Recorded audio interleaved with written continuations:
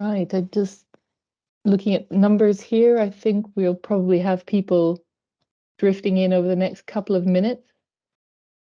Probably worth getting started on time, I think, because we've got a goodly number of people. I think what I'll do is I'll start sharing my screen here, and because I'm first, I will dive right in. So let's see how we're going. And just let me know if you can see that okay. Yep. Okay, everybody. Well, good afternoon, at least in UK. We'd like to welcome you today to our event on AD modeling demystified, hosted by Modela with the Universities of Surrey and Southampton. I'm Angie Bywater from the Environmental Biotechnology Network based at the University of Southampton, and I'm joined by Connie, Andrés, and Michael, who you probably saw on screen. And hopefully by the end of this session, you know a little bit more about this growing area. First of all, some housekeeping. Your microphones and cameras should have defaulted to off. And just to remind you that this is being recorded, so we'll hopefully have that available to attendees. As you can see, we will have regular intervals for questions, so do please pop them into the chat. Now, I'm not an AI machine learning person, so I'm really here to kind of set the scene, and more about that in a moment. I'll get to the next slide.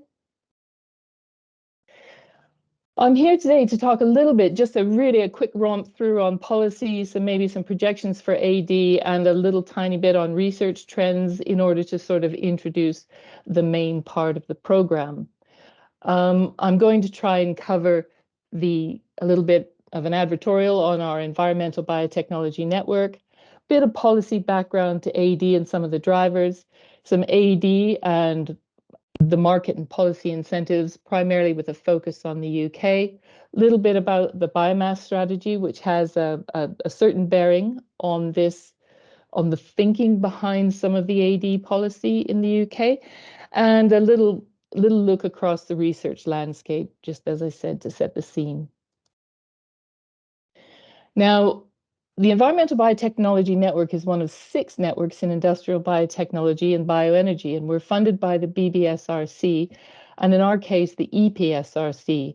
We're based at the University of Southampton, and our co-investigators come from a number of other universities. Our focus is on engineered microbial systems for environmental protection, bioremediation, resource recovery, and which covers, for example, anaerobic digestion and wastewater treatment, which both come under that remit. As you can see that I'm a co-network manager with Louise Byfield, and we have a number of co-investigators from other universities. These are the other networks, and they cover a large range, as you can see, from metals in biology to high-value materials, algae, biomass biorefineries, and quite a related one to us, which is carbon recycling. All of our networks have a number of interesting events, and I'd like to draw your attention here to our proof of concept funding event, or proof of concept funding call, which is open until the 19th of February, and that is for UK academics. And we do have a number of working groups, approximately 13, and as you can see, I've highlighted the AI working group, and there will be a little bit more on some further events, and our network's free to join, so you can come along and join the network online from the website. More details on that later. So a little bit about the background and the drivers behind some of the policy side. And of course, the policy really does reflect the research as well, because as we're trying to drive things forward, we find there's knowledge gaps. Now, the Russia invasion of Ukraine and its knock-on effect caused certain consternation in energy systems around the world. And the EU's answer to that was the Repower EU initiative. So they are looking to diversify the EU energy supply. So they are looking at, say, 41% Russian gas in August 2021, down to 8% in September 2022. And that's done through agreements with Egypt and Israel. But of course, it's a multi-pronged approach here. They're looking to increase gas storage, looking to reach an agreement to reduce gas demand, investment in renewables as well, which is where we come in. The European Biogas Association said that EU is currently producing 21 billion cubic meters of biogas, which is about 6% of the EU's demand. They're aiming to double that very ambitious goal, but to about 35 to 45 billion cubic meters by 2030, and possibly even fivefold to 167 billion cubic meters by 2050. In the terms of the UK, we have legal climate obligations, and anaerobic digestion and associated renewables obviously can help with that. The Climate Change Committee produces regular progress reports on the carbon budgets. So it's broken down into little stages to see how well we might achieve those overall goals. In addition, around the world, we're seeing supply chain, increasing focus on supply chain decarbonization and increasing focus on carbon markets and carbon pricing. Back down to England, they're hoping to get a lot more food waste into the AD side of it by doing simplified food waste collections in England, which means that there'll be more offer of curbside collections. And there's always sort of competing visions of how we work with this sort of thing, because, and you can see from some of the little cartoons below that some people want to do one thing, others want to do the other, and we see this across government departments as well. So it's challenging. The UK has had policies which might help AD implementation since about the mid-1990s, but with some gaps, so not consistent policy. And we haven't therefore seen the sort of growth that, for example, Germany has. There's about 723 plants in operation, of which 584 are generating electricity, 6 are generating heat, and 133 are upgrading the biogas to biomethane. These plants that produce electricity via CHP are likely to be smaller and the biomethane larger. So it's estimated that biomethane energy production overtook CHP energy production in 2015. And the numbers are, that was about the time that it took over. So fewer plants, but they're much larger. If we look at some of the way the industry has grown, you can see that in terms of at least numbers of plants over the past few years, that's fallen quite rapidly. So we started off with the renewables obligation in 2005, followed by the feed-in tariff, and both of those were for electricity production.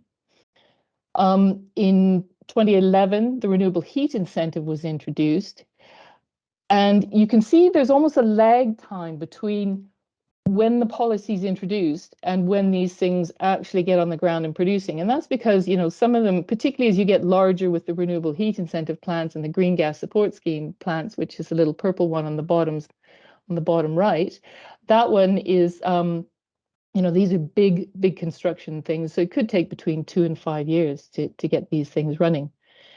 The Green Gas Support Scheme is the only game in town now as far as direct support for anaerobic digestion goes. And 2 years on after the scheme has opened, there's only been one registered participant, although there's been 35 applications and 11 tariff guarantees granted. And by the time you get to that point, you're probably going to build. Most of these are 20-year, except for the Green Gas Support Scheme, which is 15. The other ones were 20-year support schemes.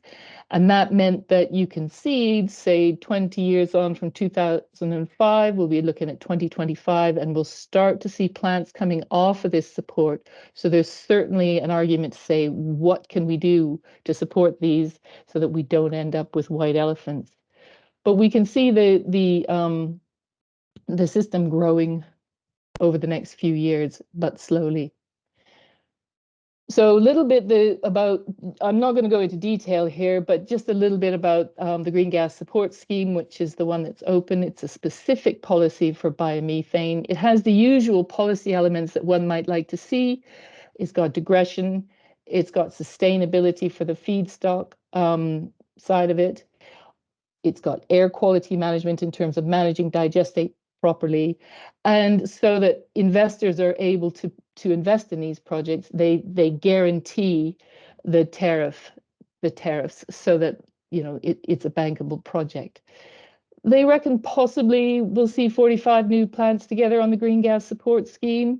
These will be bigger plants, and the aim is to do about 2.8 terawatt hours a year and to treble biomethane production to the grid. But it is a very narrow support scheme, simply for biomethane into the grid for very large plants.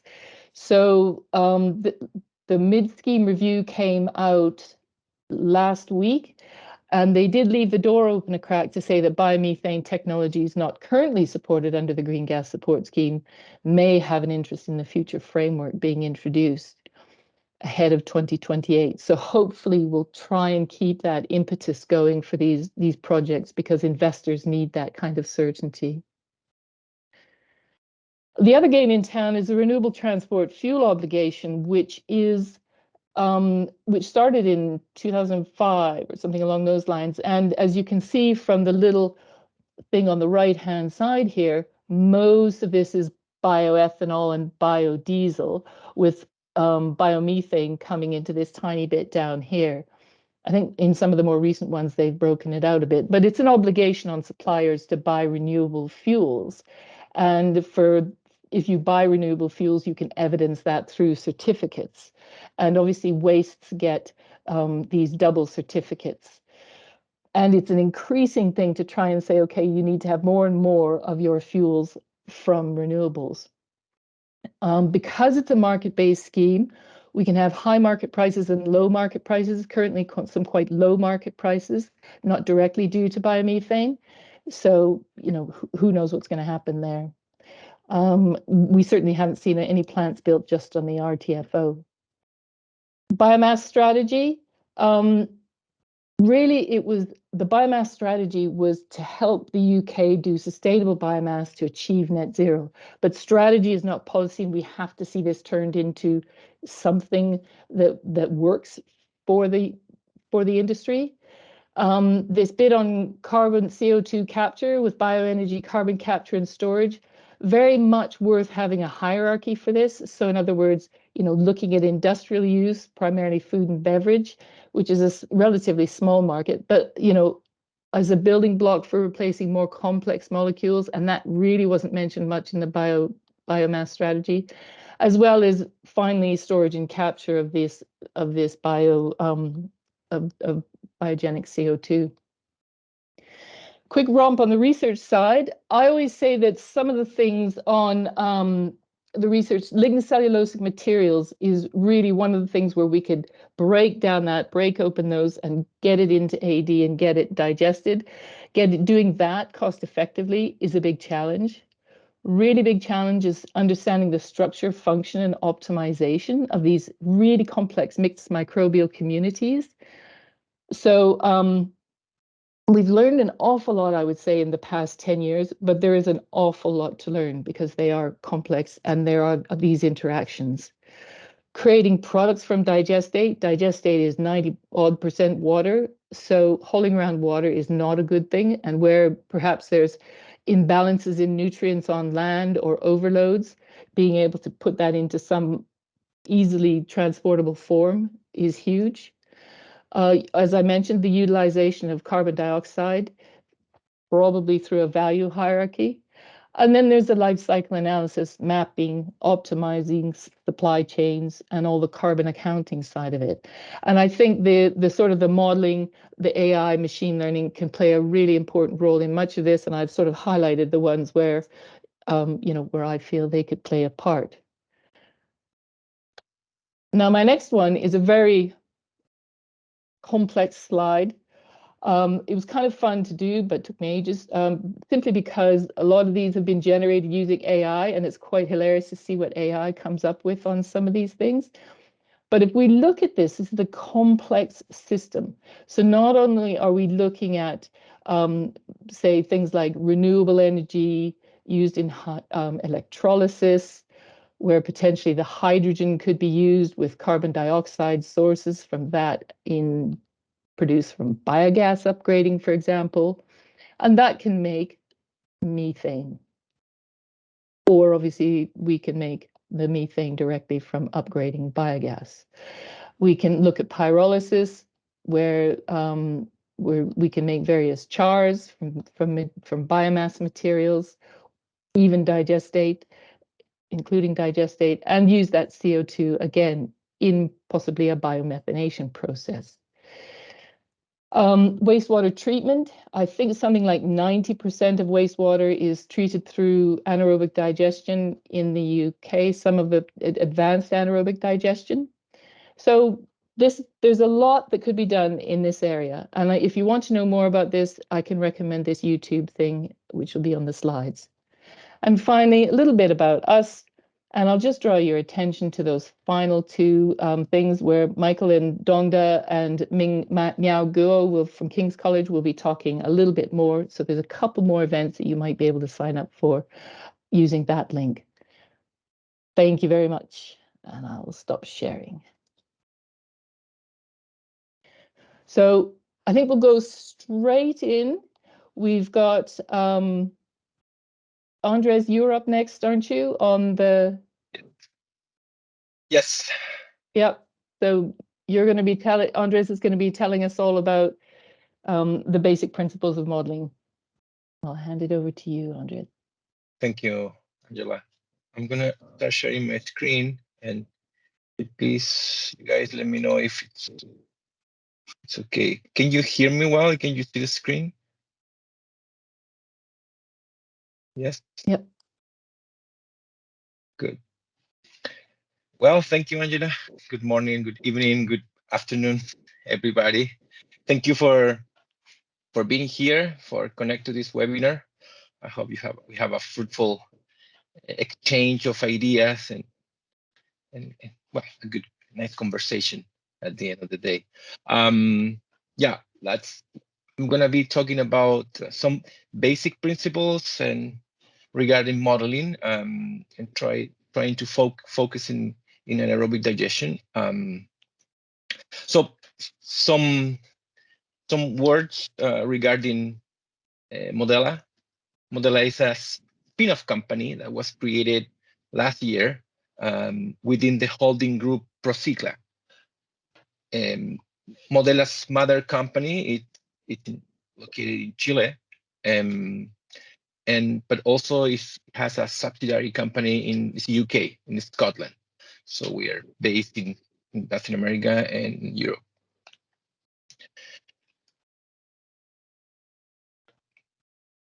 So Modela basically offer services and solutions based on mathematical modeling and computational tools. So we do consulting and develop solutions to face some challenges that the industry is facing, using a lot of research and development. So as you can see here, we exploit the usefulness of virtual prototypes in different areas. One of those being anaerobic digestion. So going into the main topic here of this webinar, we're going to try to give some insight and personal opinion in the content that you can see here on the screen. So first, what is modeling? Maybe some of you are very close to the model world, whereas others maybe just are trying to see what modeling is all about, if modeling can bring some value to their professional activities, right? So I think we will have a wide range of people. So I didn't want to just copy and paste you can find definition of modeling on the internet. That's something that you can do anytime. But there are many out there. So I wanted to just highlight, according to me, the one that I like the most. And so I have to quote the legends that they basically came up with these definitions. The first one was Peter Aikoff, Fortunately, they are no longer with us. And I like the definition about modeling is representation of the essential aspect of an existing system, or a system that is not there, but it's planning to be constructed. And this representation has knowledge that can be useful in a usable form. I like this definition. I think it's summed up the most important aspect of modeling. You have it's a representation, for instance, which means that it's an abstraction of reality. By definition, it's not a reality; it's an abstraction, and it has essential aspects. So it contains assumptions and simplification. So sometimes when we are reading about modeling articles, or you're attending other seminars, you see that they talk about assumptions and simplifications. It's an essential and key part of any modeling work. The word usable is also highlighted there. And then we are going to quote another figure, which is charge box. And I've seen this quote in plenty of modeling events, and it is very known, but because it's a good one. Essentially, all models are wrong, but some are useful. So the fact that models have assumptions, simplifications, that means that they're in principle wrong, but they are used. Some of them are useful, and that is linked to the usable aspect of the previous definition. So I would say that one of the most clear examples of these two phrases is the ideal gas law. It's an ideal gas law equation, which is by definition wrong, but we use it a lot, and that shows us that the model, despite the fact that it's not correct, it can be useful for so many engineering purposes. Sometimes modeling you get confused with simulations. From my point of view, a simulation is basically the exploitation of the created or chosen model. I think we can say that there isn't any simulation without a model, but there can be modeling without simulation. I think the way that I see it, and I want to share with you today. So to the time, a broad definition about the different models that can be out there. Basically, you can have mechanistic models, which are based in principles, biochemical, chemical, physical principles, and some fundamental laws. Or you can have phenomenological models based on data. I know this is a very trending topic right now, all the data-driven models, and they look for empirical relationship between this data. Those are the two, I would say, extreme of modeling. In anaerobic digestion, we know that the anaerobic digestion model, for instance, it's the most recognized and popular model, which is not fully mechanistic. It's close to mechanistic, but it's not fully mechanistic. I will say that it's a pseudo-mechanistic model. Why? Well, it's based on mass balance, which is a fundamental law, the conservation of mass. But the ones that know this model, for the equation for the reaction rates, all the reaction rates are basically formed from a Monod equation, which is by definition an empirical mathematical description of the microbial growth. So we mix some principles with some empirical relationship. I recommended you to see this article there when they delved into this this part of the configuration of the models. Sometimes you have to get a hand on empirical relationship because you simply don't know to represent a certain aspect of a model. So the question arises, which model I should use for my work, for what I want to do. It depends on so many factors, for prediction, for understanding, for supervision, for fun, depending on what is the purpose. It will be the type of model that you're gonna rely on. So at the end of the day, it's gonna be all about the goals of your modeling practice. I get a little bit of water. But in any way, we can lay out a couple principles that are important to keep in mind when we are gonna do modeling. This is an old one from the 15th century. I'm not sure. But the Occam razor principles, it wasn't about modeling, but it can be tailored to the modeling practice. That is, if you have two competing ideas to explain the same phenomenon, let's say ideas models, you should prefer the simpler one. That's something that, especially when we are using modeling in an industrial level in an applied research, is something that we really have to keep in mind. Sometimes the simple option is the best one. And needless to say, who this guy is. He also says something. Everything should be kept as simple as possible, but not simpler.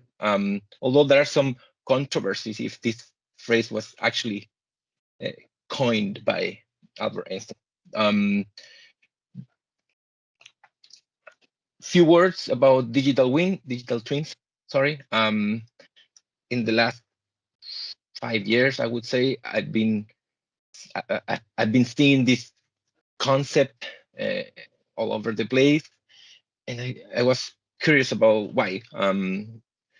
So I went to Scopus and I did a search, and what it was striking for me, at least, is that if you use digital, you see how many documents have been used the concept of digital twins in the last 24 years. We can see that in the last 6 years, the number of publications have skyrocketed. Before 2014, you have less than 10 articles that we use digital twins, and in 2023, over 7,000, or around 7,000, which is unbelievable. So that makes me think, if it a buzzword, or it's really like we've been studying digital twins a lot more recently. I think that is, in many cases, there isn't a clear distinction between what a model is and a digital twins. Modeling has been exploited for centuries, so in principle, we can say that digital twins have been there for a long time. But yeah, I think it's a bit of a buzzword. But if we think about some definitions that are out there, and my also personal opinion, I think in order to have a real digital twin, we have to have 3 things: the model of the system, the data, the dynamic data related to that system, and maybe that's what distinguishes digital twins from other kind of modeling practice. It's a way to update dynamically this data and adjust the model to it. So I think if we apply these 3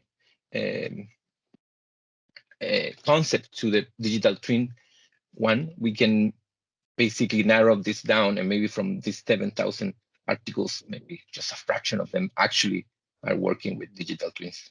I recommend this article there about, they discuss about the concept of digital twins.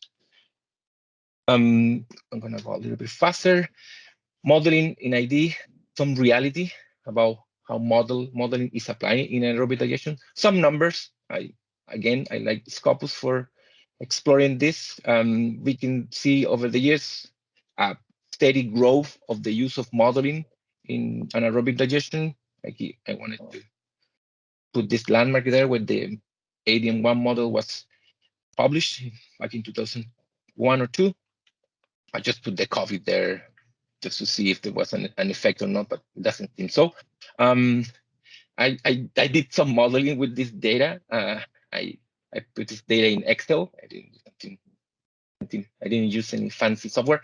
I just fit an exponential curve and a quadratic function with this data to see what it yield. Some pretty decent fitting. According to the first model in 2024, we will have 373 documents regarding modeling anaerobic digestion, and according to the other model, 285. We'll see which is correct by the end of the year. I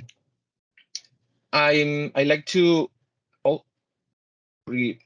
quote this article here from a group in France, from INRA. They did a extensive literature review about how modeling and control, basically control, are used in all documents. And as you can see here, a very small fraction of the document reporter use full-scale data or a full-scale industrial plant. And they, for instance, used dilution rate as a manipulate variable, which dilution rate is basically the flow that is entering my plant, and it's something that usually you cannot control very much. And wastewater. And we know that anaerobic digestion plant basically mostly use semi-solid or solid waste. So in general, we can see that it's a weak penetration of modeling in full-scale operation, and this is also backed up by technical reports that are being released by some institution related to anaerobic digestion, which is something good. It's an opportunity because there is a lot of potential of growth for the application of modeling and controlling anaerobic digestion. Some of the challenges that are, or the hurdles that I think impair the application of modeling in anaerobic digestion. One of those is the need of a very thorough characterization of the substrates, and something that is simply not there. We are not going to measure 35 variables to use the model, and it's not there, and I think it's not going to happen. If you look at some report that I'm just throwing here, you see that few things are actually measuring plant. Sometimes COD, sometimes volatile solid, sometimes the inlet flow. Some outputs are more measured, like biogas, pH, but in general, there aren't many variables that are currently followed in the plant. So that is a kind of disconnection between those worlds that we have to try to put together at some point. And this is going to become more critical, considering that the co-digestion process been growing. Co-digestion being the incorporation of different substrates into the same plant. Then there is some, as you can see, there are some room for improvement. Why modeling? Why bother? There are so many things that we can do with model. We can optimize the conditions so that we maximize biogas production or the quality of the digestate. We can control the plant. We look at some outputs, and we can take some measurements with some of the input condition or of the operational properties of my own plant. We can supervise some variables that we cannot measure as a soft sensor. For instance, the biomass. We usually, it's very expensive to measure or follow biomass concentration or the biomass diversity. We can do that with modeling. We can just gain some knowledge about the process. We can predict certain outcome regarding taking into account different scenarios, different feedstock, different and environmental conditions. We can do some prototyping with this virtual representation. We can train some operators so that they can mess up with the virtual plant, not with the real one, and we can reduce the number of experiments. even sometimes people now are they have more trust on the modeling values than the experiment itself. Sometimes it's the case that you see around. So my last slide, what is coming from my perspective? I'm gonna go back to this diagram here. We have phenomenological models and mechanistic model. Well, now we have an entire world about machine learning and artificial intelligence.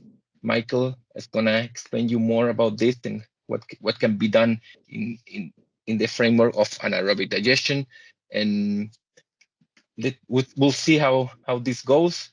In regards to mechanistic model, now the computational power it's unbelievable big. Here we can see, for instance, a simulation made in NASA. You can see all the turbulence that is being modeled there, and to improve the design of an aircraft. So we are seeing this, that's something that we were not able to model for the limitations of the computational power. That's going to change. It's gonna keep growing. So and in terms of connection of these two worlds, surrogate models, which is basically the integration of the use in a serious way. The models from the mechanistic approach or the phenomenological works are going to be connected somehow, exploiting the advantage of both sides. And also hybrid modelings, sometimes that cannot be represented in a mechanistic way, can be represented in a phenomenological way, and we can have a model that is taking advantages of both kind of approaches. I think that's, in a nutshell, what I think it's going to be coming soon. So thank you, Angela. Thank you, Andres. Now we've got about 10 minutes here for questions, so I would encourage you to put some questions in the chat, and I see some coming through. I think the first one there looks like it's for me, where somebody's asked about the typical substrates in the UK AD plants. Is it renewable resources from the field or mostly agricultural or other organic residues? The numbers I have is that it's about 70% of about 6 million tons of processing residues are going through anaerobic digestion. We're managing to get about 60% of 10 million tons through with food waste. Agricultural residues are about 2 million tons. And I think the land base for that is still quite significantly less than the land base used for example golf courses in UK for crops like maize, mostly because they introduce sustainability criteria, which is at least 50% for the green gas support scheme. But we are only using 3% of the 90 odd million tons of livestock manures. So I hope that answers your question. Now, there's another one here where somebody asked about, there was an article on slide 10 on modeling and digital twinning. Just said, are you able to share that again, please? Yeah. I'm gonna copy the title in the chat. If it's that okay for, yeah, it's easier. Yeah. I'll do it in a minute. Alrighty.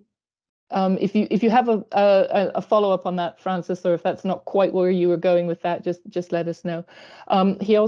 Francis also wants to know is if we use simpler models, how robust will they perform in complex situations? Are there clear differences between surrogates and hybrids, for example? I've used simpler models, and again, it depends on the goal of your practice. I would say that if you're not measuring many things in your plan, you can start with a simple model. Maybe hydrolysis, acidogenesis, and methanogenesis will be fine, to get an idea of what's going to be the behavior of your system. So yeah, I think there are plenty of models there available. There is a very nice report from, I think, a German institution that they, and also an article where they derives some simpler models from the ADM1. So I think, yeah, I'm gonna share that with you guys too as well. But yeah, simpler models are also very useful. Okay. I mean, I was kind of wondering with there was a couple of things that you said that were quite interesting insofar as you could see that there wasn't a great deal of commercial use for the models, or that they were not being, there wasn't that much, certainly in publications, which may not be actually the way the world is working. But can you see any reason why that focus was so small on that pie chart of yours? It was, they'd done the modeling on the other things, but not so much the commercial ones. I think what I mentioned during the presentation, that there's been kind of like a disconnection between what research world is doing and what the industry actually needs. And that gap, we need to fix that gap there. And we are trying to do so. And so that we clearly show the value to the industry, the value of what modeling brings, the value that modeling brings. And I think the value for me is clear, but in many cases, we haven't been able to communicate that in a proper way. We have to be more patient. Modeling is not an easy topic. So sometimes you have to talk to the stakeholders, show the real value, show examples, and just do pilot cases and try to show them in a clear way what's the benefit of doing it. And the limitations too. You gotta be honest that modeling is not gonna solve everything. It's gonna help, but it's not gonna solve anything. And just being honest is also important. Lay out all the limitations, but also the benefits of doing modeling. Okay, let's see, do I see any other questions? I don't see anything else coming through. I had a question really on the value of the data that you've got, insofar as, I think, and Michael may very well refer to this in his presentation, in an industrial, in a commercial situation, you're going to have a certain amount of data available, but feedstocks can be variable, front of clamp versus top of clamp, inside the clamp, seasonal variations, yearly variations, and all of these sorts of things are the unknowns. How are the models able to deal with this in terms of improving those unknowns or dealing with those unknowns? It has to deal with those unknowns, and if you can also use this simple approach that one of the attendees is asking.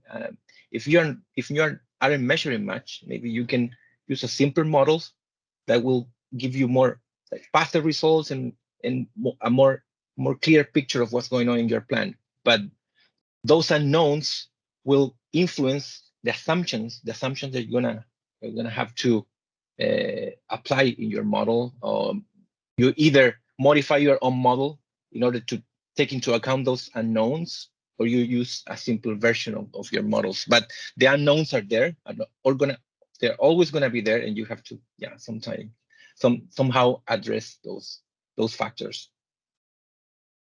Brilliant. Well, I am not seeing anything else. I can encourage anybody who's in the thing to just pop in the questions. And if you think of questions for Andrés whilst Connie's speaking, not a problem, pop them in, and or me, and we will address them. So now I'll introduce Connie, who is going to talk to you about the mechanistic modeling on ODE versus PDE. Okay, hi. Can you see the presentation? Can you hear me? Okay. Yeah. Thank you. So thank you for joining us for this webinar. As Angie said, I'm going to talk about mechanistic modeling.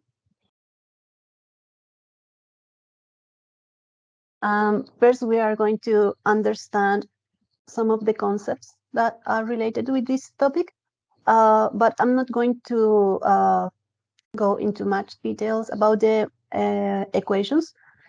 These presentations is more focused on the applications of the different equations and the meaning that they have and the assumptions that are behind. So first, let's understand what is mechanistic modeling. Well, Andrés already defined it. So for mechanistic modeling, we have the equations that represent the different fundamental laws or mechanisms that explain the process. So we will have some equations that can represent the kinetics of the microorganisms, like the biomass growth or the product generation. We can also have equations that represent the fluid dynamics and the physical-chemical processes. So key aspect is that the parameters that are involved, they have an interpretation that can be understood on a biochemical or a physical sense. There are different kinds of equations. We have the ordinary differential equations that have the shape like this equation. This is a mass balance assuming a constant volume. And the different terms has an interpretation, as I said before. Like we will have the input of a component, the output, the generation or consumption of certain components. So we can explain what's happening, what's going on with the process. But as you can see here, this equation is mostly about changes over time. So there is a big assumption that we have an homogeneous system. So we have no spatial changes. And that's important to understand that. So if we estimate a concentration with this equation, then that concentration is the same in every point of the system. For instance, we also have the partial differential equations. These equations are the ones that represent the transport phenomena of a system. So we will have the global mass balance. We can also have the species mass balance, momentum balance, energy balance, and also we can here include turbulence models and other kind of equations. So it's a complex system of equations that will recreate all the transport phenomena that explain a process. So it is most about fluid flow, and the different terms of the equations represent the effect of convection. So what is being moved with the flow, diffusion, pressure. And in this case, all these phenomena are defined or are affected by the property of the fluid, density, viscosity. And in the case of anaerobic digestion, this is very important because the substrate of anaerobic digestion many times is a non-Newtonian fluid with a high apparent viscosity that will challenge the operation of the system. So it's very useful to apply this kind of equations to study the mixing of the anaerobic digesters. And contrary to the ODE system, in this case, we have changes over time and over space. So with this kind of system, we can represent a heterogeneous system. So that's mainly like the concepts that are behind these equations. Now we are going to see what kind of information we can retrieve when we apply these equations. So as Andrés said, we have the ADM1, which is one of the models that is more widely applied in the group of the ODE applications. This model represents the different paths that the microorganisms have to take to digest the organic matter and to end up with methane. There are different modifications that have been developed for ADM1 to represent different processes, to have different specific paths that may happen under certain circumstances. So if you would like to know more about that, I recommend this review that is from the last year, where they analyze the different kind of modifications that have been done. For the application of these kind of models, we have a workflow, but I'm not going to explain the detail of this workflow. I'm just going to say that there are some best practices that has to be followed. And if you want to know a little more about this, you can check this review or other articles that are available in the internet. So let's see the applications. So we have the anaerobic digester, we have the microorganisms, we have the gas production, and so how we can use it. We can apply the model to predict the gas flow. As you see here, we can use the model to predict the methane content. So we will know how much flow we have every day. And we can do this for a substrate that is changing every day. We can apply these models to estimate the composition of the digestate, for example, to understand if it is good enough to be used as fertilizer. And also we can use it to monitor different variables that are key to understand if the process is stable or not. And all this information can be applied to study the effect of different variables that are important, like temperature, substrate properties, and retention time. Also, we can apply some modifications to ADM1, for example, and we can analyze different operational strategies. Like we know that digesters are not continuous system most of the time, but they are fed once a day. It takes 30 minutes maybe, and then the rest of the day we are not feeding the system. So how that affects the biogas flow. And we can represent that with this kind of models. We can do some changes to the equations. So here we have the input of the substrate, and here we don't have input. So we can be shifting between these two expressions. And then we can see how these different feeding strategies can change the flow of biogas over the day. So here you see that overall, like the average of the different strategies, the average is the same, but the changes over a day will be different for each case. So that will give us some input about the output of our process and the product, how much availability we will have over the day.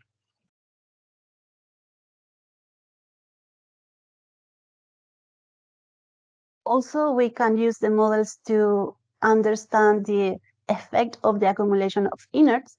So we know that there are some solids that will precipitate into the system and will reduce the active volume of the digester. So here, in that case, we can do some modification to the equation. So we are not going to assume anymore that the volume is constant, but we are going to use a function to describe the volume change over time. For instance, we can say that the volume is going to be reduced in a linear way. So this parameter here is going to represent that reduction rate. And we can model, so if my reduction rate of the volume has certain value, how it's going to affect my system. And for example, if we have a significant reduction rate, we will have the system collapse. It's going to collapse, it's not going to produce biogas anymore, as you can see here, or in other cases, it's not going to collapse, but it's going to affect the biogas flow. The ADM1 was implemented to represent a continuous system, a CSTR, but we can use it to also represent a plug flow reactor if we do some adaptations. So, for instance, we can assume that the BFR is a series of CSTR, like in this scheme, for example, we have the BFR, and here we have the representation of this system using different CSTR. And then we can use the ADN1 to represent each of these CSTR. And we can do, over this adaptation, we can add another one that can represent the effect of solids retention. So we know that when we are feeding the system, the solids will precipitate, and we will have more precipitation close to the entrance and less precipitation close to the outlet. So we can consider this retention parameter in the system, and we can study how that is going to change the composition of the digestate. For example, here we have two cases where we were trying to fit this retention parameter to understand how much is being precipitated inside the system. So this one here, we were assuming a high retention. This one here, we were assuming a low retention. And you can see here, this one with the red line is the simulation. The markers are the experimental values, and you can see that the low retention represents better the experimental values than the high retention. So with this, we can characterize the system, and we can also use it to optimize the system. So this is about the application of ordinary differential equations. Now we are going to see some application of the partial differential equations. But before that, I would like to introduce a new concept. So we have the transport phenomena equations that are represented by the partial differential equations. And these system of equations are too complex, as I already said, and they do not have an analytical solution. So we need to use numerical methods in order to solve them. And because we have a huge system of equations, we cannot solve them by hand. So we need to use computer science. The connection of these three fields is what we call computational fluid dynamics. And this modeling approach allows for the most accurate representation of a system. So with this kind of models, we can include the digester configuration, the dimensions, the shape of the digester will affect the simulation. As you see here, we can consider multi-phase cases. We can input like impeller activities or gas diffusion. So we can include a lot of processes that are being involved in the digestion. So as I said, this is the highest accuracy model, but it's costly. So we need to find a trade-off to apply it. But this is what we call CFD. And as with the ODE's application, CFD has a workflow as well. And I'm not going to explain it, but if you would like to know more about this, you can read this review, and there are other articles that show you how to implement a CFD model. Well, probably you are wondering what kind of information we can retrieve with this kind of model. So let's say we have an anaerobic digester with a pneumatic mixing. So here we have one kind of anaerobic digester that has been designed by Prosigla. They were trying to decide how to distribute the lances and which biogas flow used to be recirculated and to mix the system. So we were using CFD to obtain certain information that can help us with that decision. And well, CFD allows us for the visualization of the mixing. That's something that most of the time we cannot do experimentally because the systems are not transparent. So this is a benefit of these kind of simulations. But also we can quantify very important parameters like mixing time. So we can perform tracer experiments in a virtual environment. And here you can see the tracer, this is the red color, and you can see how the tracer is moving as the flow moves in the system. The tracer is moving with it and is is being homogenized in the system. Also, we can understand the flow patterns. We can characterize them, and so we can take decisions of where we need to maybe put another lens, or maybe we need to change the gas flow in order to have a good mixing quality.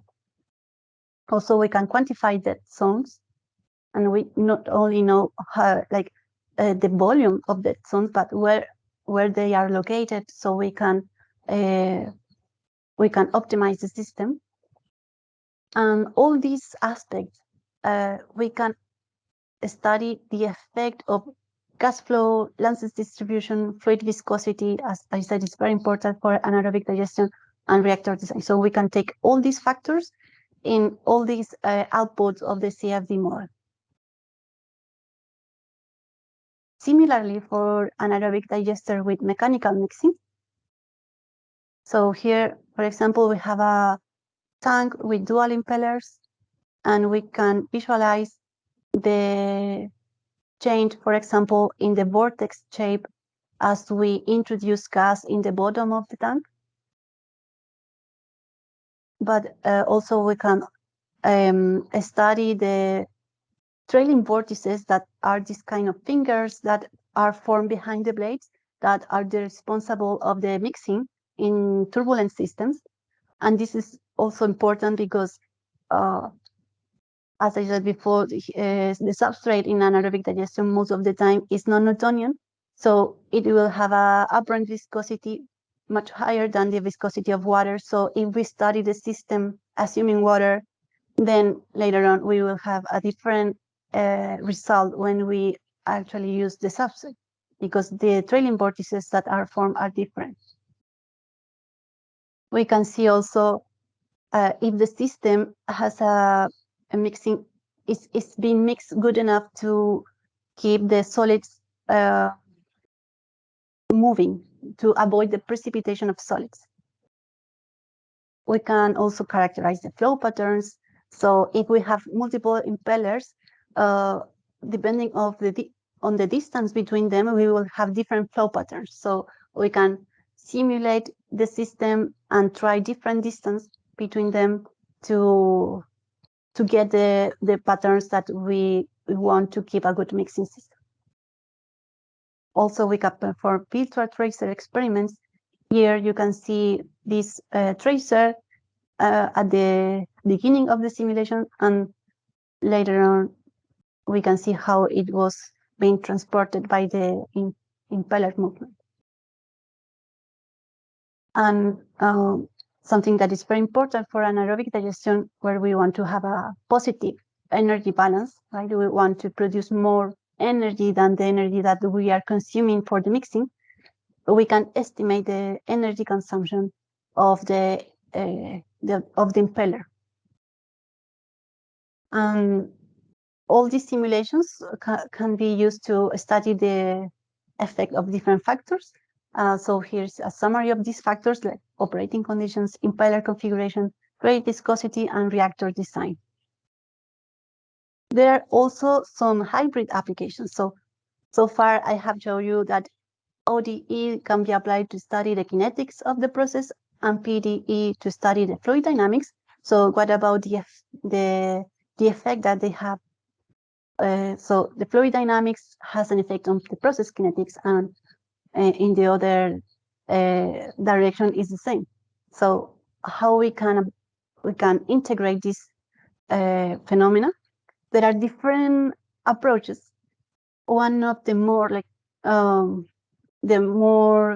computationally feasible is the CFD-based compartmental model, where we have to implement a CFD model of the tank to predict the fluid flow patterns. So we characterize them.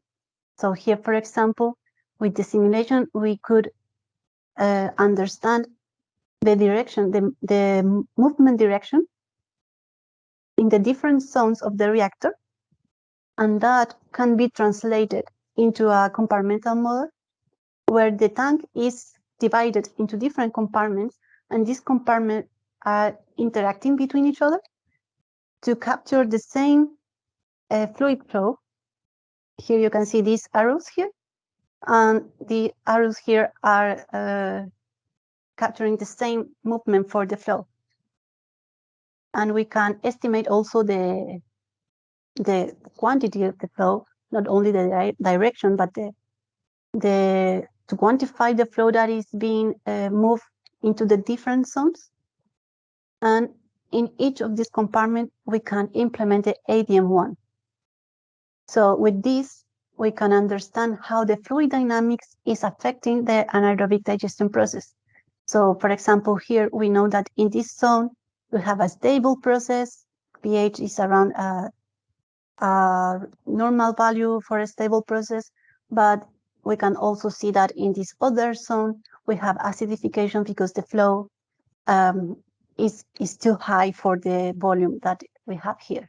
So we can capture the heterogeneity of the system with a ODE approach when we have this compartmentalized model. And we can also see how this heterogeneity is affecting the biogas production and the methane content. So here we have reviewed different kind of models. Maybe you're asking yourself which one is the best one. There is actually not a best one. There is not a universal perfect model, but we have to choose one based on the goals, as Andrés already said. And also we have to consider other factors, like we are more focused on the kinetics or on the fluid dynamics, then we should use one or other one. Time is a very important factor. ODEs can be solved fast. It may take minutes, maybe hours, but PDEs, they take longer. They can take weeks, and that's only when you have the model already implemented. The implementation can take even more time. The accuracy is another factor that's very important. So as I said at the beginning, PDEs are very accurate. ODEs are maybe less accurate in the sense that they are not capturing the heterogeneities of the system. Computational resources are also key. For ODEs, you may use a regular laptop that you use for working every day. For PDEs, you may need a cluster to solve a high-performance computing system in order to run the simulation in parallel to make it faster. And also the cost. All these aspects translate into the cost of the simulation. So ODEs are cheaper than PDEs. So I hope you now have a better idea of how we can use these models. And now I give the word to Angie. Connie, that was absolutely brilliant. Thank you ever so much. And as time presses on, I think we'll jump right into Michael's presentation now on looking at the machine learning data-driven approach. Yeah, can you guys see my screen and hear me? And we're good, yep. Great. Cool, so yeah, thank you very much for the invitation to join today. I am Michael Shorts. I'm a senior lecturer at the University of Surrey. And I will not be going into, let's say, as much detail as Connie did. I thought that was great, by the way, Connie. I really enjoyed that. Actually, some ideas immediately came to me on some things we should chat. So what my group does, or how I think about what we do, is we develop these modern decision-making platforms. And I think that, you know, as we're moving into kind of a data-driven world where even in things like football, you now have, you know, here's a player for Arsenal who's got these different pass decisions to make, and there is software to analyze the decision making of players, you know, post match, so that they can look at, you know, the difficulty versus the reward of each type of pass, you know, to these different options that he has. And, you know, so even in things like football, we're seeing data being used, you know, to kind of almost extreme lengths at times. And and I think that when we're making decisions for a company or at kind of national level, the decision we make is so integrated along the entire system. We've got complex supply chains, we have complex mechanistic reactions happening, like what Connie was talking about, and so, in my opinion, the best way to make the best decision is to link all of this together in, via these kind of hierarchical ways, so that we have got models of all of these different parts of your business or parts of the whole system. And so these are like strategic decisions, tactical decisions, and operational decisions. And what we also need to incorporate into all this is a way to do this decision making in real time. So to do real time optimization to make the best decision as you need to make decisions. Then, as was mentioned before, considering uncertainty into all of this is increasingly important, particularly as, with these integrated systems, if one thing goes wrong somewhere, it can have catastrophic influences throughout the entire system. And then often our processes have multiple objectives. So, for example, well, obviously we want to maximize biogas output. There are other objectives in AD around digestate quality, around what the practical considerations are around feeding certain rates and so on. And then also these are very large-scale problems. As Connie mentioned, you need you need these clusters to solve certain types of models.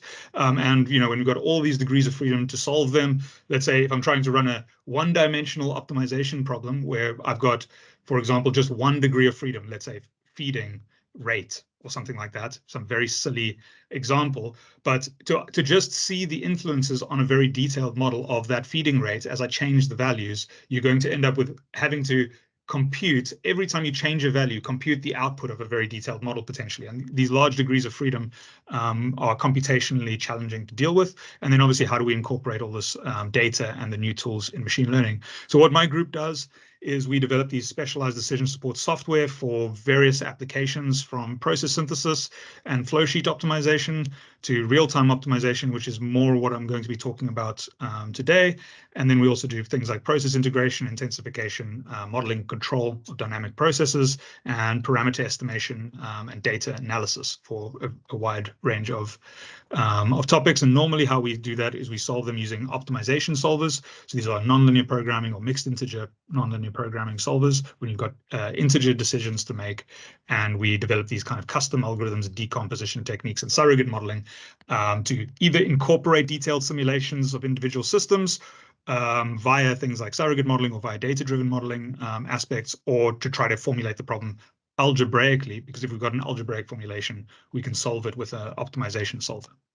So I've been asked to talk about data-driven modeling. So, as an introduction, what is data-driven modeling? So ultimately what it is it's models that are derived from data of some kind. And what we're trying to do is establish relationships between input, internal and output variables within a system. And all of these models ultimately have their roots in statistical models, modeling. I've even heard many people talk about linear regression as being as being artificial intelligence, and so so a lot of these models are basically stats models to a large degree. So in this talk, I'll mostly be talking about regression problems because that's what I think is the most useful for things like doing control and model predictive control. And yeah, you saw a very similar diagram to this, just to kind of see what we're talking about when we're talking about machine learning. Artificial intelligence is kind of the catch-all phrase for almost anything where we're using data or we're kind of trying to implement some sort of computational intelligence, let's say, something that can make decisions and predict things purely from the computer. And then machine learning is more these algorithms whose performances improve as they're exposed to more data over time. So most of the artificial intelligence that I do is machine learning, and that's why I almost use them interchangeably at times. And then you've probably heard a lot about deep learning, which is a subset of learning of machine learning. I'll talk a little bit about that later. So generally, when we talk about data-driven modeling, or machine learning, we split it into unsupervised learning, where which can analyze data and finds patterns and predictions with no guidance from humans, so we don't have to label data, whereas supervised learning requires humans label input data. So the typical example is, for example, you get a bunch of humans to look at pictures of cats and dogs, and then you give that to the model, and the model knows which pictures are cats and dogs, and then it can use those as a reference point to classify new pictures of cats and dogs later, as a kind of a silly example. And then another category is reinforcement learning, and this is where the agent, or the model itself, is learning the optimal behavior in an environment to obtain some maximum reward. So it's making changes and in a way that exploits the exploration or exploits for gaining reward from the system. So I think many of you probably are aware of what an artificial neural network is, because it's kind of all of the news. But just to be clear on what we're talking about, an artificial neural network, which forms the basis of almost all deep learning and most machine learning algorithms, although definitely not all, it looks a bit like this in terms of architecture. So you'll basically have what you're trying to do is you're trying to define what types of input data. You've got input data here, X, and that is trying to predict some output data, Y.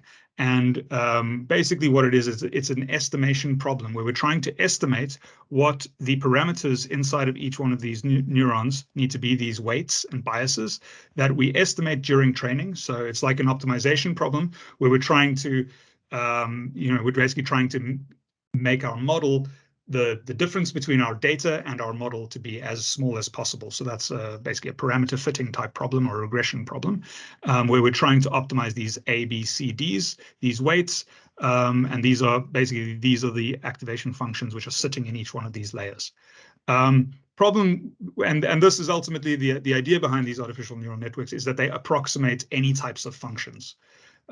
So one of the problems with these is that they need quality data. So the data can't be noisy or limited.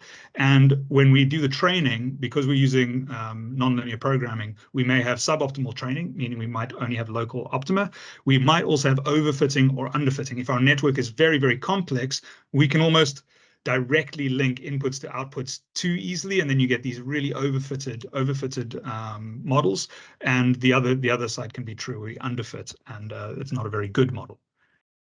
So I just wanted to also mention that we've got these artificial neural networks here, but then for systems where we need time dependency, which often is the case for things like control or these time dependent systems, then there are other types of architectures like recurrent neural networks, which most people are using LSTMs a lot these days. And what these basically do is it allows some of these weights to basically be connected via time. And this is just a nice way of training time-dependent models. So it's a neural network that has time dependency embedded within it. Then another type of model that I quite like is a Gaussian process. So what a Gaussian process really is it's a model that describes probability distributions over possible functions that fit sets of points. So in a way, in the perfect world, what we have is we've got a library of many different functions, and these functions can be fitted to fit these points over here, for example. Now, if I pick 5 possible functions, I can fit 5 different functions to fit through these points, right? And then what I want to do over that is I want to basically get the uncertainty distribution behind behind all of these different functions. So basically, any finite samples of functions are jointly distributed, and the mean function, so the mean of all of these different functions, is basically the regression function that we end up with over here. And the nice thing about these things is that you get uncertainty bands around these predictions, which is really important for things like control, because we want to make sure that under all realizations of uncertainty, we are still in a feasible operating zone, so that we don't, for example, kill the reactor. So another approach which I think many people are starting to use, and which has, and I'll show you an example later of why these are good approaches, is something called physics-informed data-driven approaches. And most people will see PINs in the literature. So these are physics-informed neural networks, and ultimately these are becoming really popular. So why we want to use these is firstly because the mechanistic models may have high complexity or high uncertainty, or be very nonlinear, so very difficult to solve, or they're just not very good models. And as in AD, some of the models that we have are not great at predicting the the outcomes that we want to be looking at. And then the downsides of the data-driven approaches is that we need a lot of quality and quantity of data. And the problem is that if basically if you train a big model, you may have situations where the model is going to have to extrapolate outside of the area where it was trained. This can be common in, for example, if we're using industrial data and the process has been running perfectly smoothly for many years, then we train a neural net, for example, on that data of previous performance. Then all of a sudden something different happens. Right, we go outside of this zone where we've developed all the data. Now this is where the model will start to extrapolate and potentially head into kind of areas which don't make any sense, in terms of the physics of the system, and can make very bad decisions.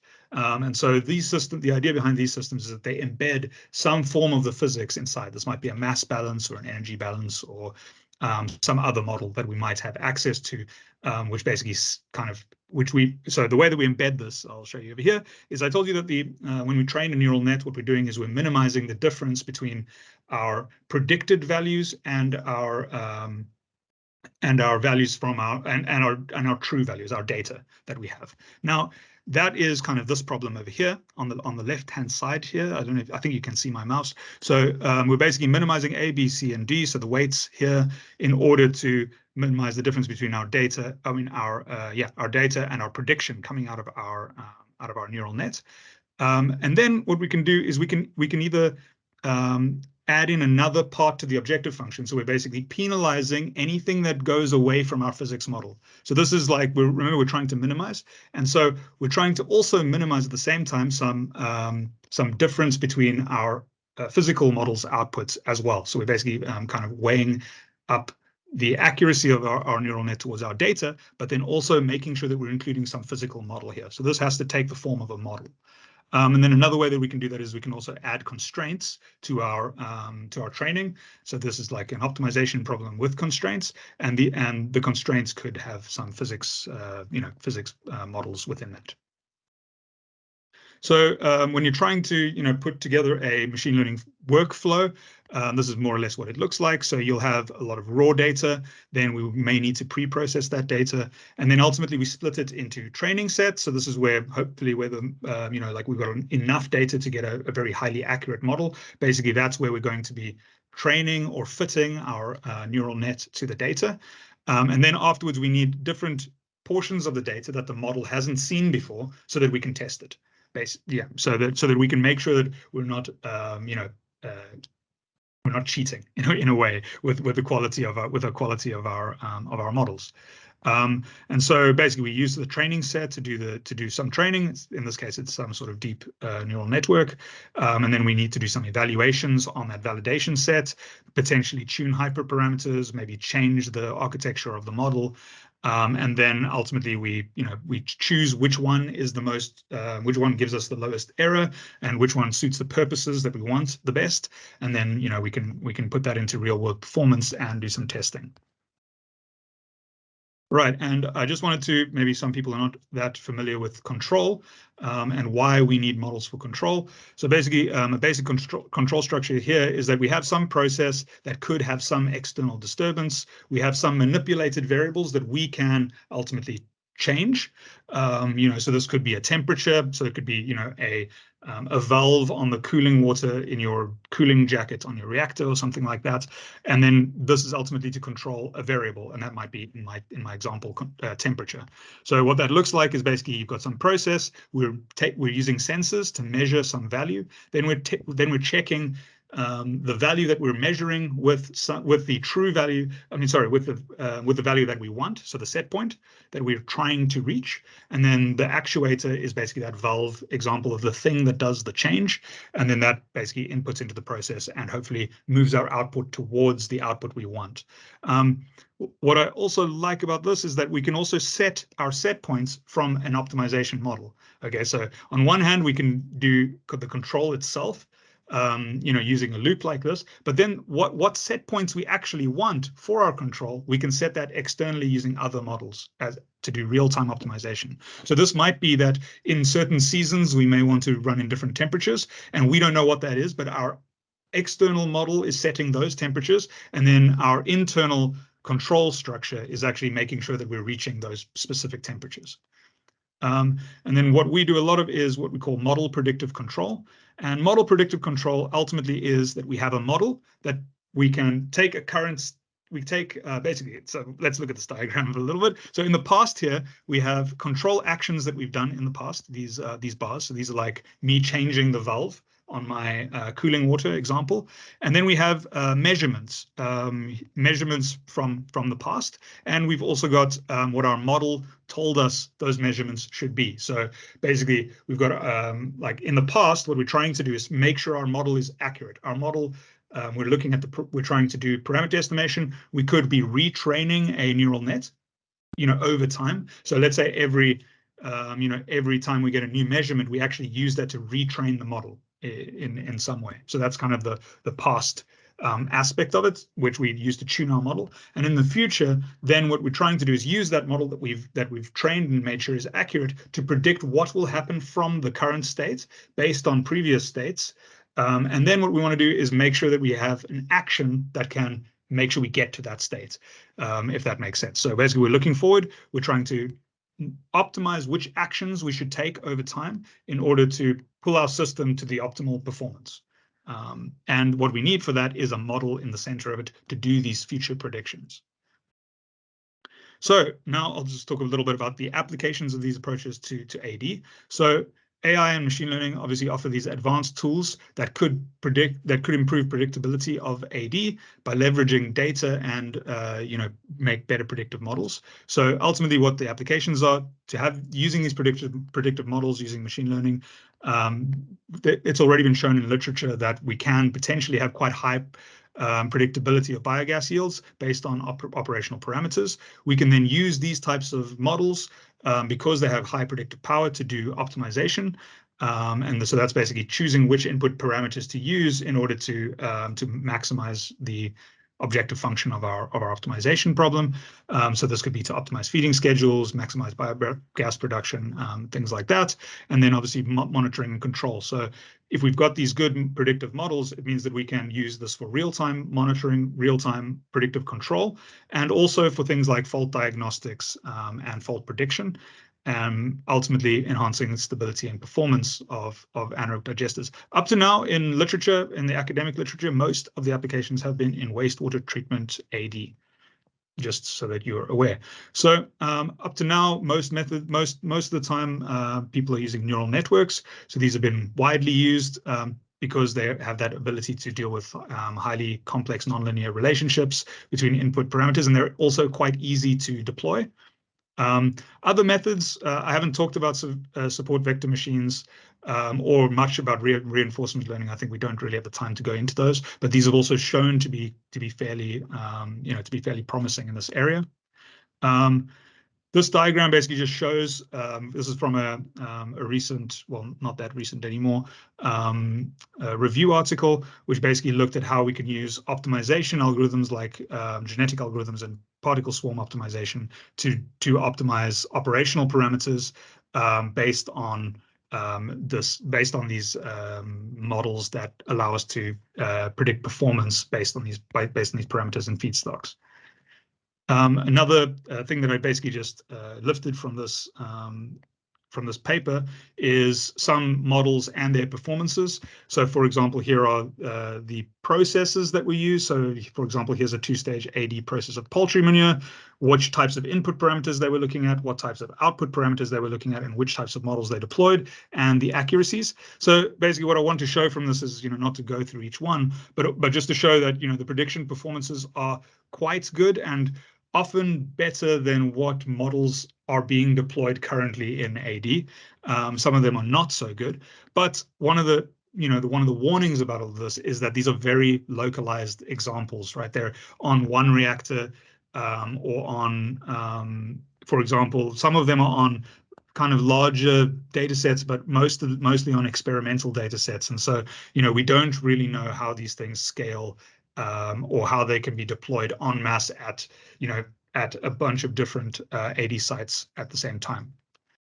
Here's an example of a physics-informed neural net approach for a wastewater treatment plant. This is from a paper by some friends of mine in Turkey. And this is basically using those recurrent neural nets that I mentioned earlier on in the slide. So the ones that basically have that time dependence, the LSTM model, I think, in particular for this project. And basically what they did is they showed how using an artificial neural network or using a physics-informed artificial neural network or using a recurrent neural network, which is the one with the time dependency, versus the different physics-informed recurrent neural networks and how they perform. So you can see here that they've got actually extremely good performance when they put in those physics-informed parts of those equations, and they're really able to predict. For this example, they had test data, which was before a rain event, and then there was test data kind of after that rain. They did all the training before a rain event, and then they saw how the model could extrapolate in an event that it hadn't seen before. And also, they also use fairly small structures here, which I found quite impressive, that they could get quite good fits for for fairly small training. Okay, but obviously there's no golden bullet in any of this stuff. So, what are the limitations and challenges? As I mentioned before, data quality and availability. In AD, we often, as Andrés mentioned, we don't measure a lot. There's kind of almost a minimum measurement a lot of the time in many of the sites. And so it's very difficult to use these techniques when you don't have a lot of data. So we're trying to ultimately, especially if we're trying to do these mechanistic models, we've got very complex mechanistic models with many, many parameters that we want to be tuning, basically to match the output. But then when you're trying to tune 100 parameters, but the output is basically just biogas yield or something like that, or 2 or 3 measurements that we have over time, then it's very, then your model is going to be have very poor performance. Then also, there are very complex system dynamics. As we know, the microbial interactions and process dynamics in AD, especially when you've got co-digestion, can limit model accuracy, robustness, and generalizability, especially when we move from one digester to another.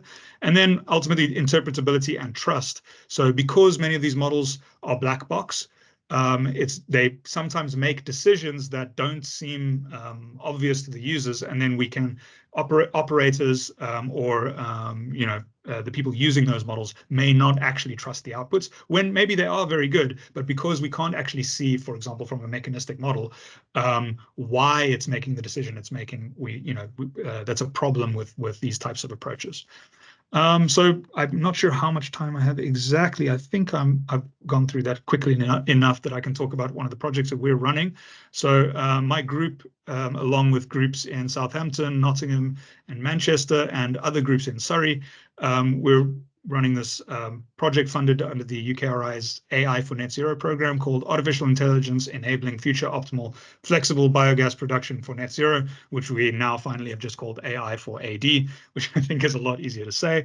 And this project, we're not quite halfway yet, so I don't have all that much to show from the results point of view, but the idea behind the project is to develop new tools that link all parts of an AD site together into one decision-making platform using optimization, and then linking these various feedstocks and their combinations to the microbial populations and productivity of biodigesters to do kind of whole site optimization. And we're using uncertainty-aware hybrid models to do predictive models of the AD itself, and then we're kind of backing this up with optimization-based system models that do feedstock procurement and operation. So, this diagram basically touches on all the kind of parts of the project. So we're working with a number of really good partners who have given us a lot of support to give us real data, and then we're using all of this data along with mechanistic models to develop these hybrid models. So what I mean by hybrid is those physics-informed type approaches. But I think uncertainty is key in here because many of our input parameters are uncertain, many of the operational parameters are uncertain, and ultimately to trust these models, you need to be aware that that a prediction may not be the full truth. And so what we need to do is do rigorous uncertainty quantification, because we have techniques to do optimization under that uncertainty, so that under all realizations of the uncertainty, we are operating feasibly and optimally. And then, yeah, we've got these kind of models that link supply chain and downstream processes to the digester. And then we're also doing life cycle assessment, policy, looking at policy, because that's a big part of AD, especially in the UK. We also have a work package doing microbial community characterization and building that data into our models, which I think is something really important. And then we have a lot of experimental work going down at Southampton. I saw that my Southampton colleagues are on this call, so I won't talk too much about their work, but it's been very, very useful for us, and we're going to be utilizing that to also generate data in regimes where data is not easy to find. And I think that is really important for these approaches, because the models are so reliant on data. We need to make sure, well, and the problem is that many industrial sites, they're operating in quite a narrow band, but we want the models to be generalizable to areas outside of that narrow band to increase the flexibility. So yeah, I won't go through all of this because I think basically it's what I've said already. Some of the early results is that we've developed some co-digestion models that allow us to do feedstock scheduling, taking into account the operation of the digester and the storage of our feedstocks, and the global warming potential of the whole site. And we've got these experimental setups at Southampton, and we've also developed a number of data-driven models for digesters for our industrial partners. Yeah, I think my time is fairly short, so I will kind of skip through this a little bit. But basically, these are some of the different work packages that we're doing, which will allow us to get more data. And I saw that Bing is on the call as well. So Bing's my colleague working on the microbial community analysis, and also using a lot of statistical and machine learning tools to understand the microbial community dynamics. So I will wrap up here by basically saying that where I think the future directions are for data-driven modeling in AD. I think hybrid models are very, very valuable. That kind of leverages the predictive power of AI while also allowing us to have interpretability of traditional models, and potentially allowing us to extrapolate to some degree. Integration of omics data, so from all of these, from the microbial community, and understanding those dynamics and how they impact the mechanistic models that we already have. Then also this issue of scalability and deployment. So how do we actually then move a model from one site that performs well at one site to other sites? So there are approaches like transfer learning, and and that's also why these mechanistic models are so powerful, because mechanistic models could potentially allow us to also scale this approach across many sites, and then combining different machine learning algorithms, be that optimization type algorithms or other types of machine learning architecture, and embedding that within the approaches. So I will stop there and thank all of the wonderful people that I've been working with over the last few months, and hopefully we'll have more to share towards the end of the project. Thanks a lot. Brilliant. Thank you, Michael. Well, I think in the interest of time, what I'll ask is, Andrés and Michael, I don't know if you can directly answer questions in the chat, Michael, but if you see any that are relevant to you, if you could answer them. And we'll try and pick up any extras for discussion at the end. But I thought rather than cut too much into your time, Connie, on the last bit where you're kind of giving us some examples there, I thought we could do that. I think some of the questions are for you, so we'll probably end up trying to cover them anyway. So I'll let you share your screen. I'm seeing a question here from Francis. Are Modela systems limited to the digital twinning of AD, or can they be used, modified, adapted for other nature-based systems? Well, currently we have three main industrial sectors that we are working with. One is anaerobic digestion, desalination, particular to see the impact of the disposal of brine into the ocean. So we are modeling actually pieces of the ocean.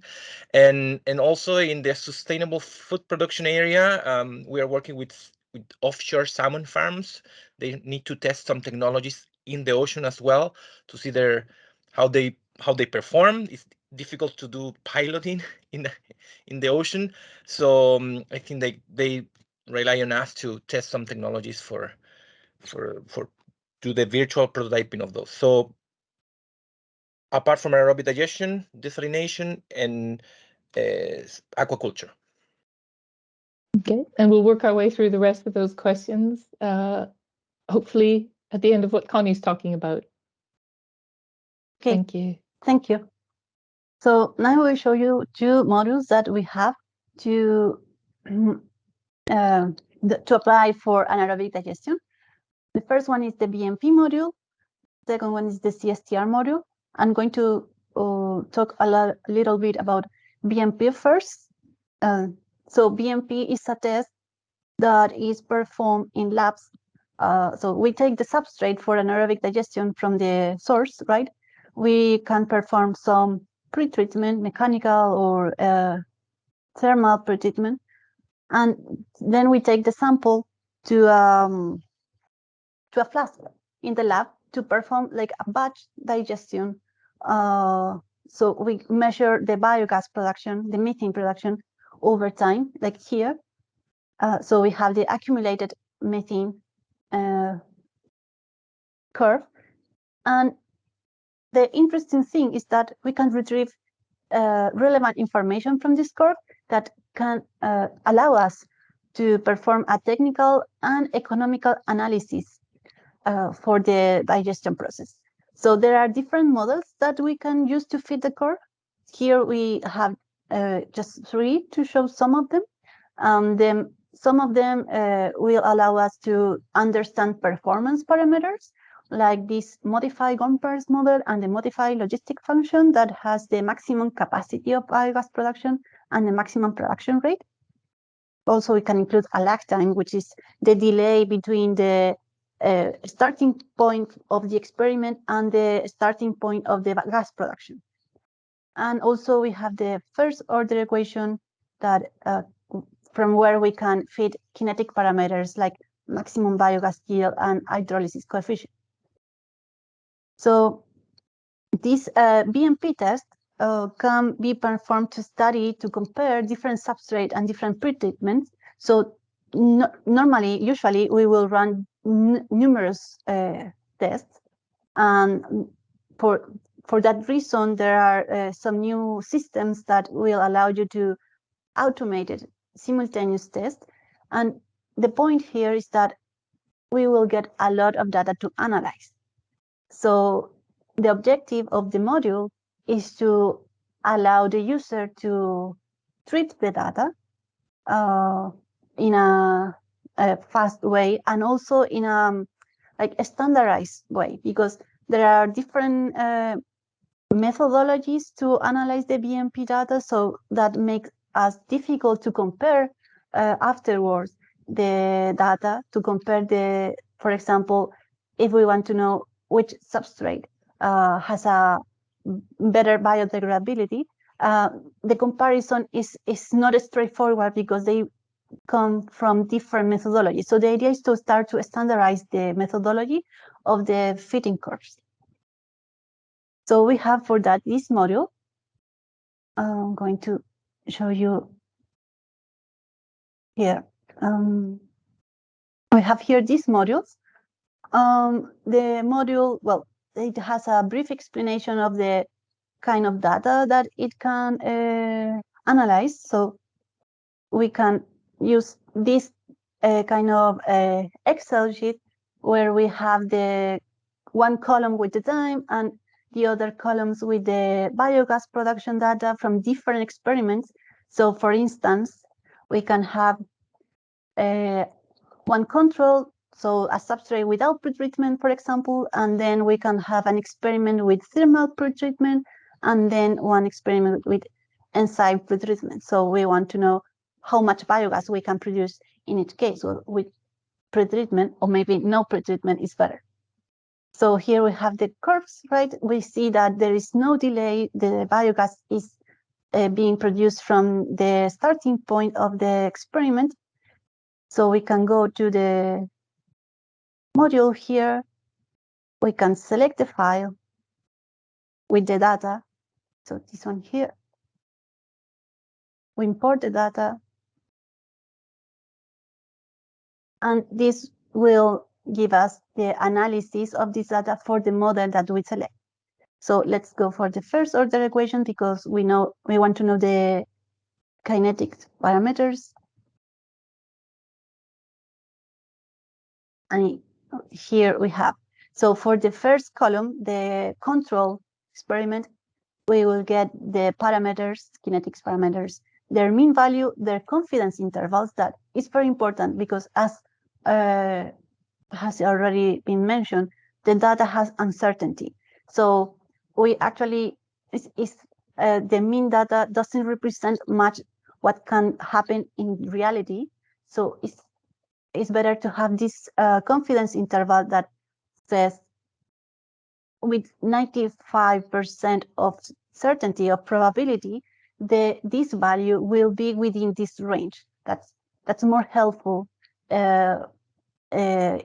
specifically when we want to compare with another experiment.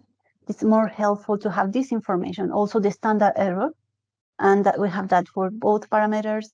We have some indicators of the quality of the fitting result.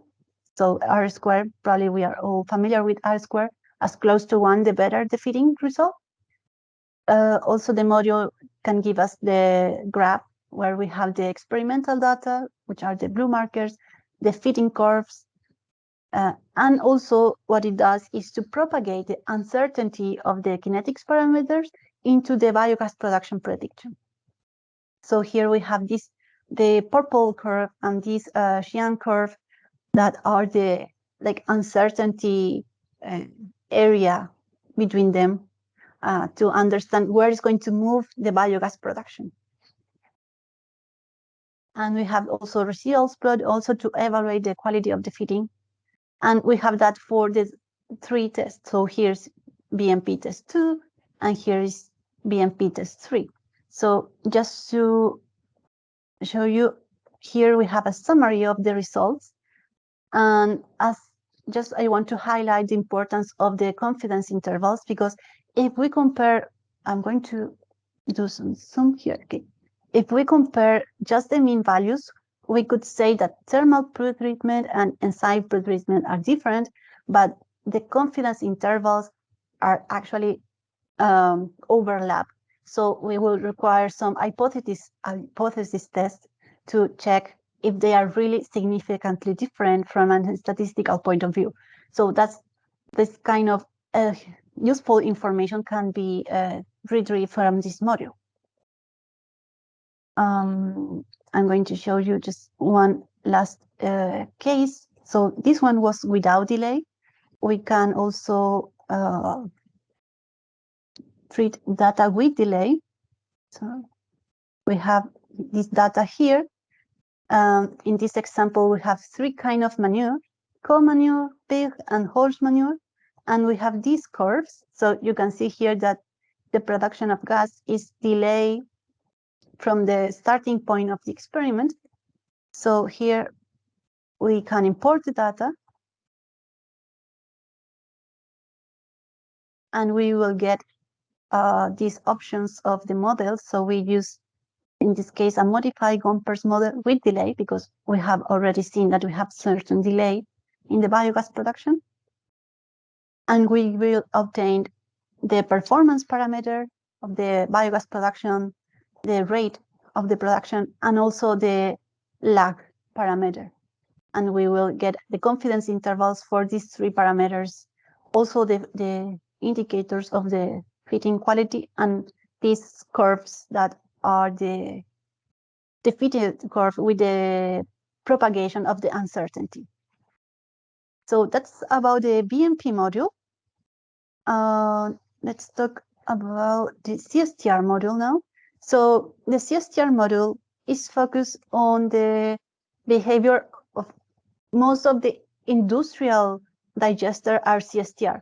And the idea of this module is to have a tool that would allow us to predict the behavior of this digester based on their characteristics, like the volume, the working volume, the headspace volume, the fluid, the flow of the influent, and also the characteristics of the substrate. So let's say that we have these properties and we have this flow, 50 cubic meters per day of this substrate. So what we can do is go to the CSTR module here. I need to close this one. Okay, so this is the CSTR module. And here you can define the parameters of your reactor. So the working volume, headspace, and operation time. It's going to reduce this to 50 days. So we are going to operate this continuous system over 50 days, and is going to be fed with this substrate that has these characteristic, biochemical characteristics. And we can here run the simulation. So here we have the progression part. Let's wait a little bit. So behind this model, we have the ADM1 model. So we are actually solving a system of around 30 or 35 equations and variables. And what the models can inform us is the prediction of the biogas flow, for example, how much flow we will have over the days, how much methane content it will have, the pH also, COD, total and soluble COD, and ammoniacal nitrogen. That's the graphs, but also if we download the file with results, we can get the 35 variables of the EDM1 model and their evolution over time. So let's just run one more simulation. So here we are going to increase the flow to 150 cubic meters, and we are going to run it. So we haven't changed the characterization of the substrate, only the influent flow. So it's running.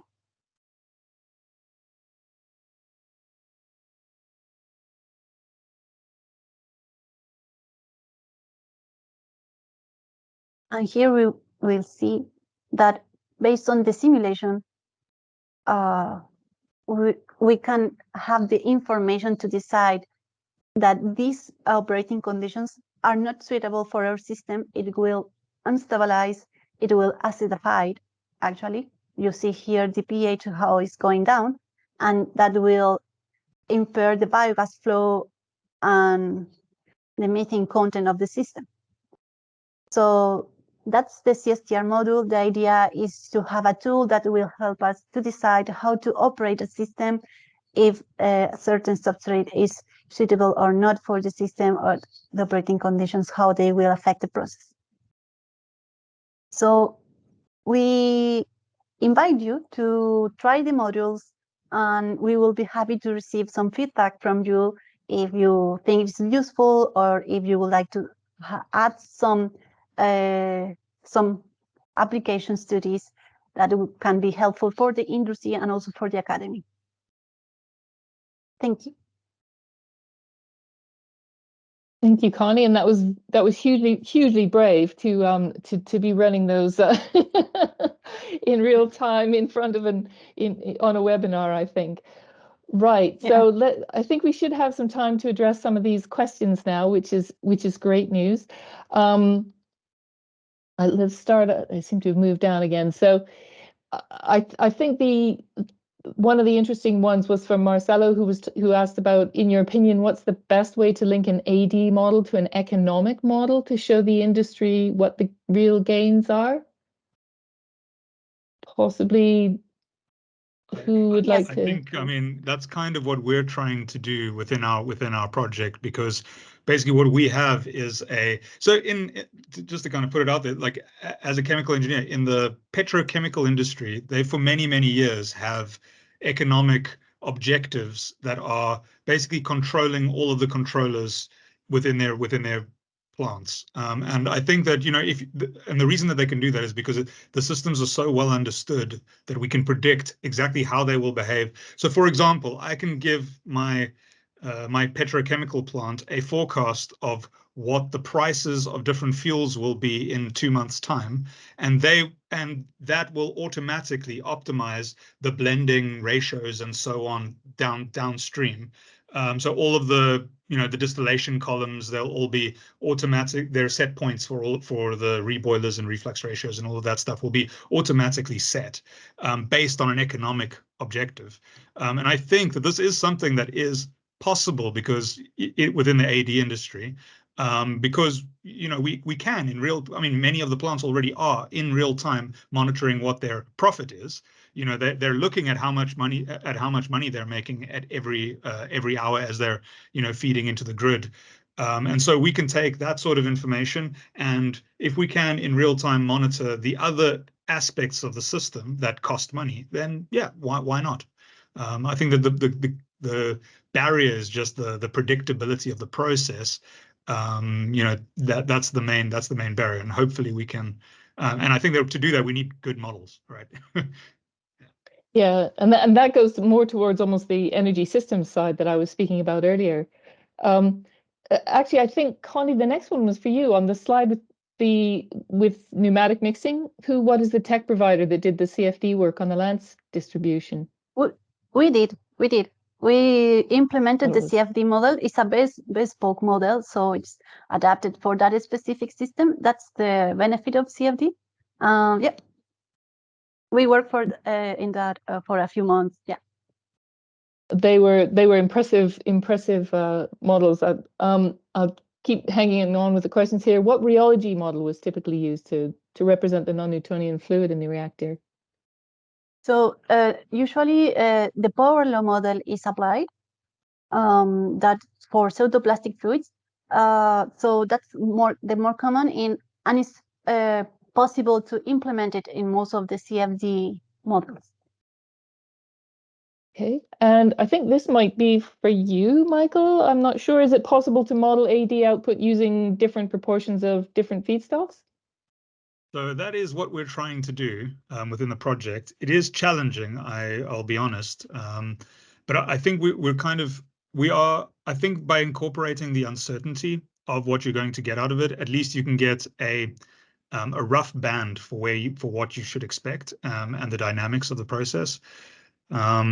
But yeah, it is challenging. I think that one of the main things here, and yeah, co-digestion. I think I just saw a comment about co-digestion because that is the key here. Is when we're talking about the scheduling, it's very difficult to predict what the synergistic effects can be from co-digestion. And I think that this is where the data-driven modeling can play a big role, and potentially where the omics data might be useful. I can't say that it will be, but it's these things that we're exploring with our project. If I can jump in that question, in terms of mechanistic model, I'm sorry, there are some. I think I lost you guys there for a second. Yeah. Sorry. I think I lost you there for a second.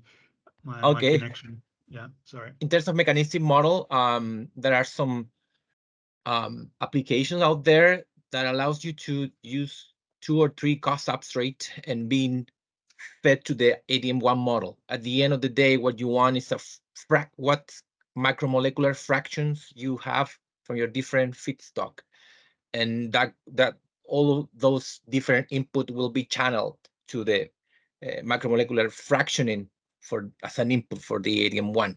So yeah, there are some examples I can share with the people, some papers that I've seen regarding that. Okay, and next one was, can those PDE and hybrid models you showed be computed on standard PC hardware, or would you need some kind of HPC cluster to solve them? I think you touched on that. Yes, so the PDE system, the CFD models, they need to be solved in clusters to have a result in a decent, reasonable time, like a few weeks. But the hybrid model, once it is implemented, the compartmental model, it can be run in a regular laptop, in a standard one. Yeah. It's always quite scary, the computing power that's needed for some of these things. Francis asked, I guess pins are hybrids, and are they very transparent? Yes, PINs are hybrid models. However, it kind of depends on how much, so the transparency really depends on how much you weight the value of the physics part of the model. Because ultimately, you know, the neural network part of the model is always going to be non-transparent. You know, in terms of how, yeah, we just don't know why how an input is related to an output from within there, or why an input is related to an output via that neural network. But because we weight the physics part, it is more transparent than a normal neural network, is how I would put that. Okay. And you know, Connie, Andrés, do jump in if there's anything else you want to say. We've got here a question on real-time monitoring can be very expensive in the real world. So to what extent can we use or trust near real-time or historic data for monitoring and controlling? I think Michael's had some pain with this as well, haven't you? Yes. Sorry. Yeah. I mean, I do think that monitoring has become cheaper and cheaper and will continue to get cheaper and cheaper. And so, you know, it's kind of, and there are cheap monitoring devices that you can get. So it really depends what it is that you want to be monitoring. And, you know, in terms of the trust, I think, yes, you can trust most sensors.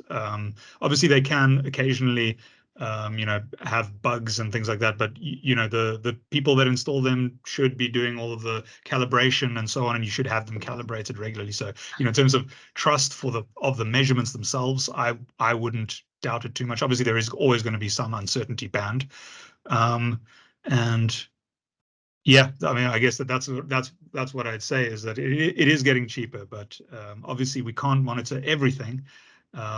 You know, as I think, you know, for example, omics data. See, the next question's around omics data.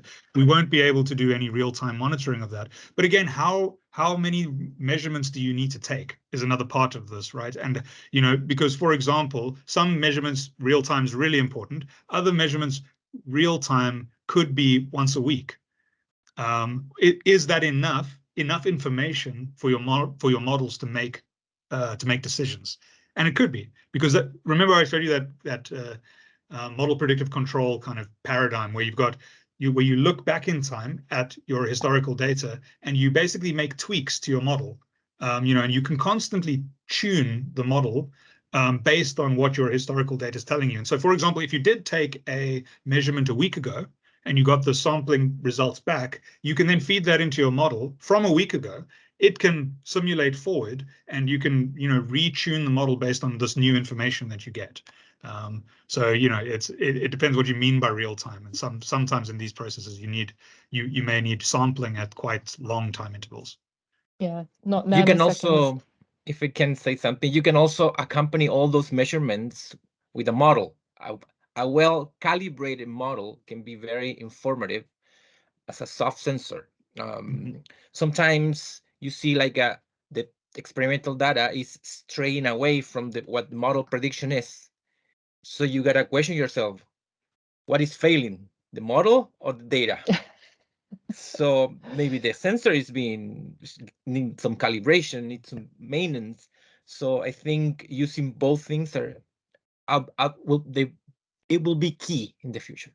Yeah, and this is also why models are so good for predictive maintenance and you know, kind of these fault diagnostics. Yeah, exactly. It will improve resilience of the system. So two very short questions, because I'm conscious we're now over time. So some short answers. Could membranes be incorporated in the ProCycler ADM1 based model?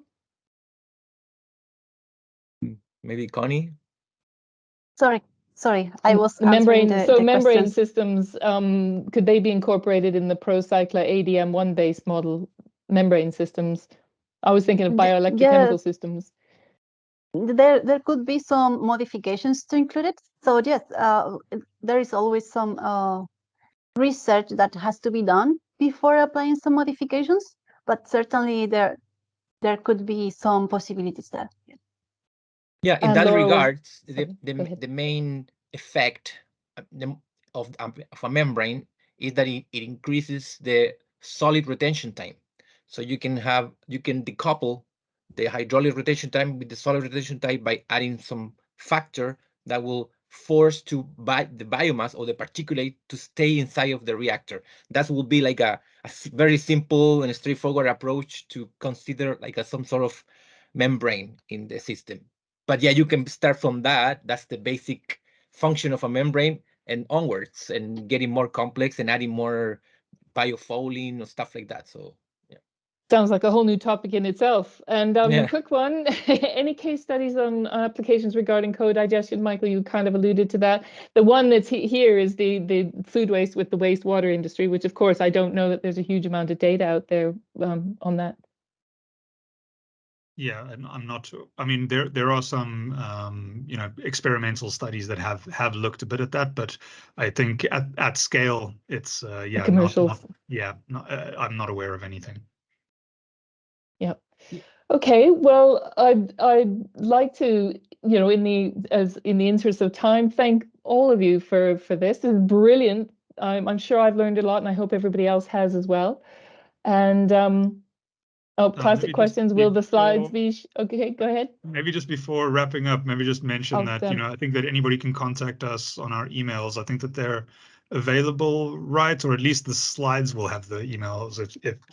Yeah, we're very happy to collaborate. We're always looking for new sites to get more data on. As you can see, we're very data hungry in our approaches. So yeah, very open to having discussions with people later. Okay, brilliant. Well, thank you all, and we hope everybody's enjoyed it. And I imagine that we'll do a follow-up on emails just to see where this, you know, to give everybody the slides and everything. Yes, absolutely. Brilliant. Yes. And we'll also post the link of the recording. Maybe we will use the EBNet website. That's not a problem. In our also website, we will post it there. Super. Well, thank you, everybody. Have a good afternoon. Thank you, everyone. Thank you all. Bye. Cheerio. Bye-bye. Thanks. Bye-bye.